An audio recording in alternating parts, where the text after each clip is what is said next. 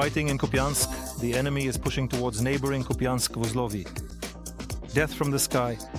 The Muscovite terrorists have improved their glide bombs. Now they have jet engines and can fly up to 200 kilometers deep into our rear areas. And the Mirnohrad pocket, how to get out of it, and whether the Ukrainian Defense Forces should already be withdrawing to avoid a potential, not yet certain, encirclement. Greetings. This is the program Operational Duty Officer from the editors of Spetscorps. We analyze events at the front using open sources, relying on greetings. To you, hello there, it is nice to speak to you.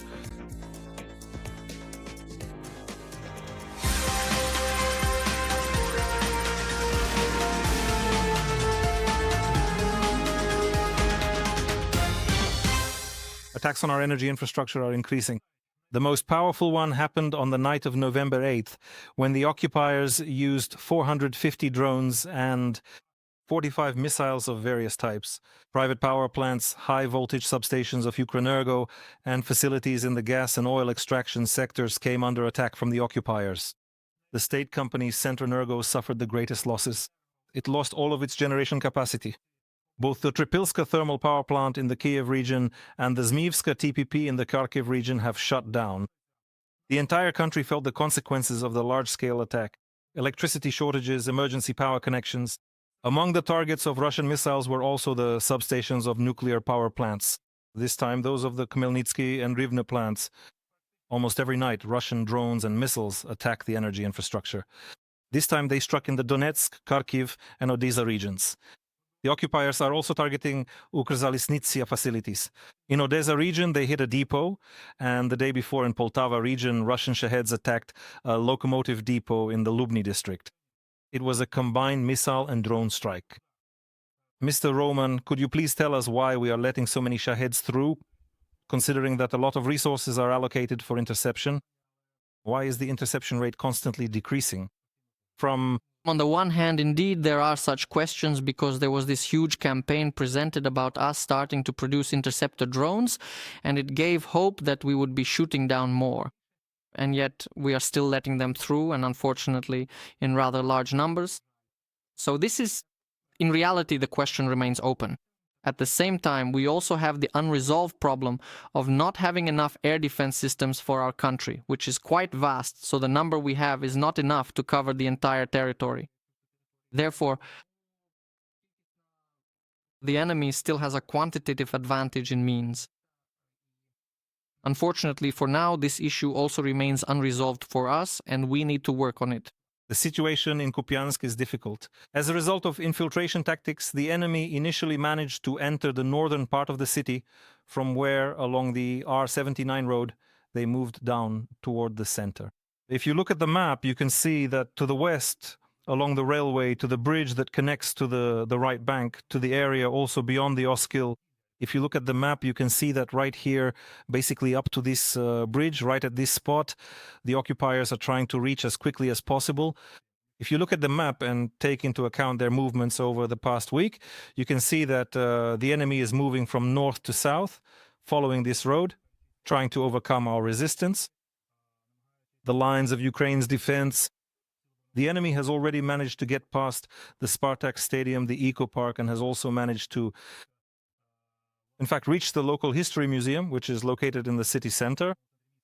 The 6th unit of the General Military Army is trying to occupy the entire central part of the city, which is why there are currently a lot of disruptions specifically in this central area. To the west, the enemy is advancing toward Lermontov Street. This road leads to Sobolivka. That's the situation as we see it now. Right now, these strikes are concentric and well coordinated. The occupiers are pushing forward, trying to break into the southern part of the city. They want to move further down past this intersection, which they've almost reached already. Our defenders are putting up resistance. The enemy is currently attempting to reach the airfield in the southern part of the city, which could then move further down the road towards Kupiansk-Vuzlovyi. If you look at the map to the north, we can see that in the area of Kindrashivka and Radkivka, there is an advance by the AFU. Here we can see this salient that has appeared recently. Thanks to our defenders who are holding the line here, we have managed to advance somewhat. If our guys are able to successfully manage to reach Holubivka, or at least get reasonably close to it, and push the enemy back into the Oskil River, then the situation for the advancing enemy will become somewhat unpleasant, because they could simply be cut off from the northern part. That's why our forces are already trying to attack all the logistical routes, preventing the enemy from the north from bringing in their resources and ammunition. In other words, everything is being destroyed right in the city itself.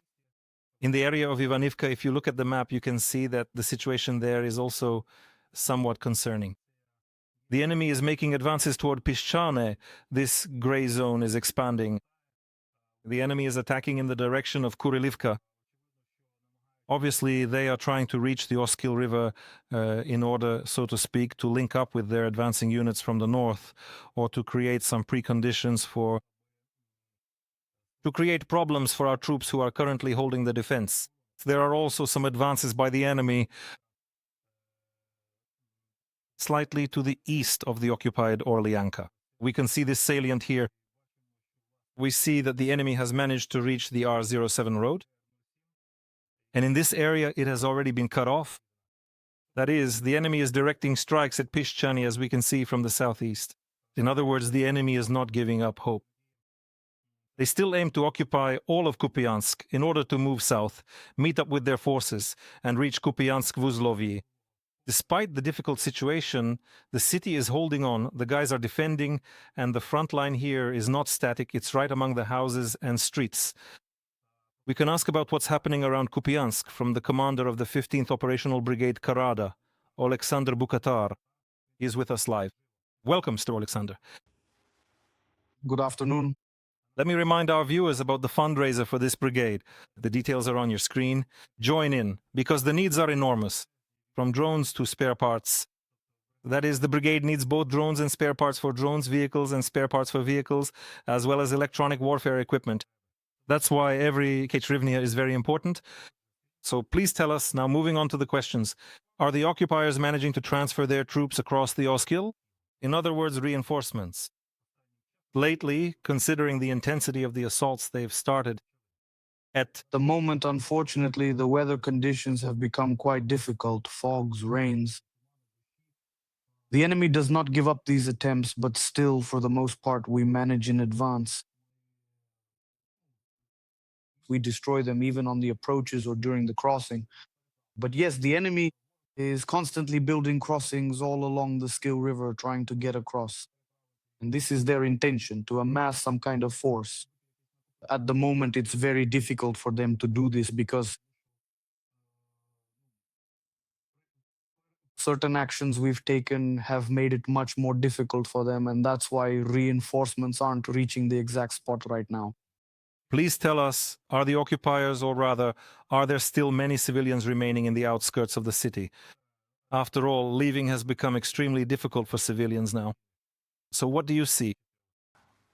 Well, look, I want you to know that I am absolutely certain that they are there, but honestly, I can't really say exactly how many there are. I think that's something the military administration could answer better. But yes, unfortunately, there are civilians there. And I know for sure that there have been cases when civilians were evacuated, but after some time, they still returned there. This unfortunately complicates the actions of the Ukrainian Defense Forces. How strong was the enemy's resistance during our advance from Kindrashivka towards Holubivka? Did the enemy manage to move a lot of equipment across the Oskil? No, just a few pieces of equipment. Honestly, we didn't understand this maneuver. They drove up to the river with tanks, which were destroyed, and motorcycles, which they managed to ferry across. The weather conditions, the leaves had fallen a bit, so we detected them in advance and destroyed them. Mostly they moved on foot. Are the enemy's main efforts focused on aviation, drones, or artillery? Considering how difficult it is to deliver ammunition, what is currently dominating in your sector around Kupiansk? I want to tell you it's a combination here. There isn't really a clear dominance of one type. But there are a lot of drones, glide bombs flying toward Kupiansk and the Kupiansk district. Sometimes, honestly, the number is just incredible. More than 24 can actually arrive in a single day. Fiber optics lenses, and by the way, all of these items are already present in the kit, just so you know. The reconnaissance UAVs they're launching, they're already here, new ones, and the same goes for artillery. Thank God we're fighting all of this effectively. The guys are holding the line, but I can't say they're focusing on just one thing. That's why we even had a case where my brigade destroyed a partisan MLRS. It's a small mobile multiple launch rocket system. They were trying to ferry it across the Oskil River, but they couldn't use it because we destroyed it. But they still tried to bring in something like that to strike at the Ukrainian Defense Forces. Thank you for being with us. Thank you for your work. That was information about the situation around Kupiansk from the commander of the 15th Operational Brigade Karada, Oleksandr Bukatar. Let me remind you, you can see the payment details on your screen. Scan the QR code to join in. Please tell us, Roman, if we don't block the enemy in the city, then obviously they will move toward the Kupiansk junction, meaning they will expand their area, covering the entire eastern part. It's still too early to talk about the Kupiansk junction because right now they are carrying out all their activities directly in the city. They are able to operate in the city because they managed to build up their forces earlier, since if we're talking about any crossings, as was just mentioned, they have indeed been minimized to a certain extent. There is no longer the same quantity or quality of transfers as there was before. But they still keep trying. We have also observed them crossing the river and using other older routes. In the area of Lyman Pershai, they have their own means, including mortars.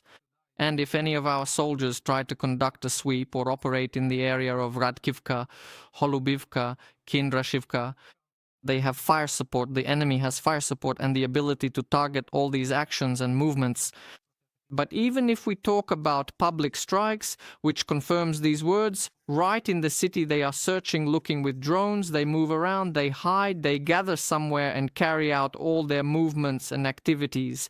That's why they are now more focused on Kupiansk itself and are looking for an opportunity. How to continue accumulating forces there, because the defense forces have taken over all these processes. And of course, the pressure is now being applied. It has increased precisely from the eastern part. What we discussed, there's Ivanivka, Pishchani, in the area of Pishchani. They've become quite active there to a certain extent. Of course, they will only succeed there if they are given the opportunity, if they find a weak spot. And then it would be possible to somehow link up along the Oskil, because their overall objective from Lyman to Kupiansk is precisely to reach the Oskil. The enemy will attempt one last maneuver to capture the entire Donetsk region, so they will strive to completely encircle Pokrovsk, stated the commander-in-chief of the Armed Forces of Ukraine, Oleksandr Syrsky. He also refuted claims that our troops are encircled there. More than half of all assaults in the past day, almost 70, have been concentrated on Pokrovsk. There, the enemy has amassed over 100,000 personnel. In fact, the Pokrovsk operation has entered its final stage. The fighting in the city is extremely difficult. The line of contact runs along the streets and through apartment buildings. There is currently no open source information on exactly which areas of the city are controlled by our forces and which are held by the enemy. However, given that we have maps, we can see the designated gray zones and the directions of the enemy's attacks. We can say that the enemy, advancing through One Travnia and Zvirov, managed to enter the city from the northern outskirts, cut off the road to Pavlohrad, and stretch towards Hrishain, attempting to sever our logistical routes. Another enemy group is now moving along this highway towards Pavlohrad. Fighting continues in the city. The city itself is currently in the gray zone. It is known that fighting is ongoing in the city center, as well as further north. The city council building has changed hands several times. At this location, the enemy tried to capture it. There were attempts by the GUR special unit to drive the enemy out of there. After crossing the central part of the road, these are Ukrainian defenders. The enemy moved to the northern part and is trying to advance toward Highway 05-04 in the direction of Rivne. In the direction of Rivne, the enemy is also advancing from Novopavluk. And along Hnativka, the enemy has practically reached this highway. And this creates certain problems for our forces, since the enemy is moving from Chervony Lyman toward the T05-15 road, trying to cut it off. This is how the enemy is advancing. And then we are left with very little territory for maneuvering, and in fact, the route for a possible, let's say, withdrawal of our troops who are currently holding the defense, now it will have to go through this particular section, which is very narrow. The enemy is pressing towards Mirnohrad from the direction of Novokonomishne along this N32 highway, trying to advance in this direction from the side of the settlement of Kozatske towards, for example, Balahan. There are certain advances by the enemy on the southern outskirts of Mirnohrad. This creates certain difficulties for our defensive operations, since the enemy is attacking both further south from Suky Yar and from Krutye Yar, trying to reduce the territory currently held by our fighters and soldiers. To find out what is happening in the vicinity of Mirnohrad in the area of responsibility of one of the battalions, specifically the Korsar UAV Systems Battalion of the 38th Separate Marine Brigade, we can ask Oleksiy Hodzenko, the spokesperson for this battalion. Greetings to you, Mr. Oleksiy. Hello, Ruslan. Hi, Roma. Glory, friends. Glory to the heroes. Before we move on to the questions, let me remind our viewers about the fundraising details. You can see the details on your screen. There's a QR code. Join in. Every HRIVNI accounts. After all, the battalion needs spare parts, drones, and electronic warfare equipment. That's why all help is very important. So please tell us, is the enemy's tactic the same as in Pokrovsk? In other words, is it infiltration by small groups towards Mirnohrad? Do they engage in combat immediately? Or do they wait to build up their forces and then move forward with equipment? Or do they advance on foot? First of all, thank you for the opportunity. Thank you for the discussion. The second case is very important. We are choosing some really great tools that will specifically eliminate the Russians who are trying to disappear into the peaceful population. The situation is such that depending on the weather and visibility, they try either to enter in small groups or to come in using vehicles. Sometimes it's armored vehicles, sometimes it's motorcycles or tanks. However, we don't see crowds like the ones that have recently gone viral in videos. At the entrance via Provskaya, where the Russians are supposedly coming in en masse, that's not happening. It's more like what you would call small groups. Are we able to disrupt their logistics? That's very important, as it creates certain problems and slows down the movement of the occupiers. Or are we still lacking people, not having enough pilots to respond quickly to all these enemy movements right now? All the units stationed in Mirnograd are working 24/7. That includes pilots, infantry, and everyone else who can help. We handle logistics as best we can, and those who try to break through, we eliminate as best we can. However, regarding the issue of manpower shortages, this is a general problem for the entire army. I'll specifically send you photos of a couple of my friends. Mirnohrad is a 25-year-old woman, an RTV pilot who has achieved very high results in her work. And I just want every draft dodger to look at this 25-year-old woman and realize that they don't have the guts she does, and let them live with that now. Please tell us, how difficult is the situation for our soldiers in Mirnohrad? So, Russian information operations claim that the city is already encircled and that there are basically no exits left from the city. But judging by the statements from the command, we know that there are still logistical routes, ammunition is available, and personnel are being supplied. You can clearly see and understand that our soldiers are present in Mirnograd. If they have food, water, ammunition, and drones to operate, then that probably suggests to us that we are still managing to provide logistics. Yes, it is extremely difficult. Here, I think that Roma, who is standing next to me as a representative of the whole community, can probably say more about this than I can as a military man. Nevertheless, logistics exist, in particular thanks to the efforts of the drone operators, especially the Korsar battalion. These are both the bombers and the NRC who have now taken on the lion's share of the logistics. Thank you for your work and the information. That was Oleksiy Hodzenko, spokesperson for the Korsar 38 Unmanned Systems Battalion of the Separate Marine Brigade. Roman, how critical is the situation near Kolomorograd according to your information? Is it true that the enemy is already on the outskirts of these cities? Then are they now trying to gain a foothold in different parts? There are attempts. They have always done this, are doing it now, and will continue to do so. And if we talk about Pokrovsk, we also often hear claims that it is surrounded, that they want to capture it. They can hardly surround it because the enemy is already in almost half of the city. The enemy is already there, they've broken through, and fighting is taking place right inside the city. And even if you look at this map, you can see they're not trying to bypass it anywhere, because they already have routes aimed at entering the city. When we talk about Mirnohrad, we can't leave out Pokrovsk. We have to keep mentioning it, because the key to Mirnohrad itself actually lies in Pokrovsk. We can see constant attempts from the eastern part, even using equipment, heavy equipment, all kinds, even trying to rush in with light vehicles. On the eastern outskirts, you can already see their presence appearing.